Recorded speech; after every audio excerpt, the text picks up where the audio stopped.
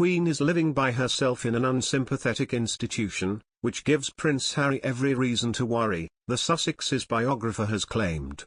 The Duke of Sussex, 37, revealed last week he was working to ensure his grandmother, 96, is surrounded by the right people. The Duke and Duchess stopped off to see the monarch during a brief layover in the UK before heading to the Invictus Games in The Hague earlier this month. Prince Harry remarked that it was great to be reunited with the Queen after years of living in California. He told NBC, "It was just so nice to see her. She's on great form. She's always got a great sense of humor with me, and I'm just making sure that she's, protected and got the right people around her." But the Duke and Duchess of Sussex's biographer, Scobie, has posed the question of whether the Queen is being properly taken care of in the absence of both Prince Harry and the Queen's late husband, Prince Philip.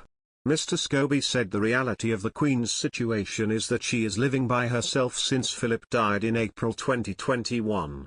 He said that much of the Queen's life is run by aides, courtiers and household staff, in charge of every aspect of her life.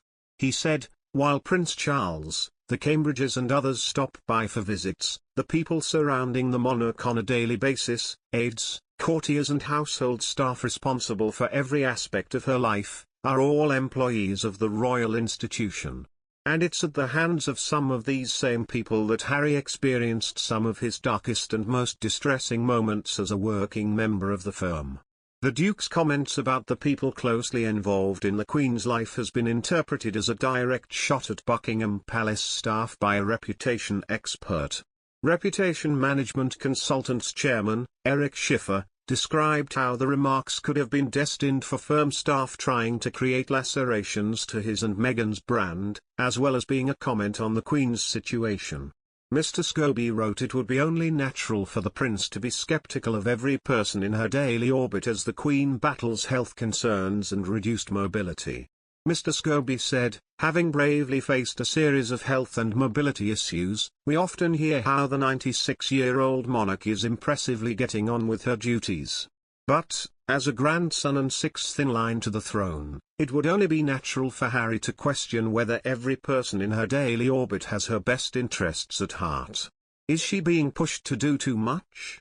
Is anyone telling her to slow down? Is there too much pressure to be at Platinum Jubilee events this June? Is she being properly taken care of?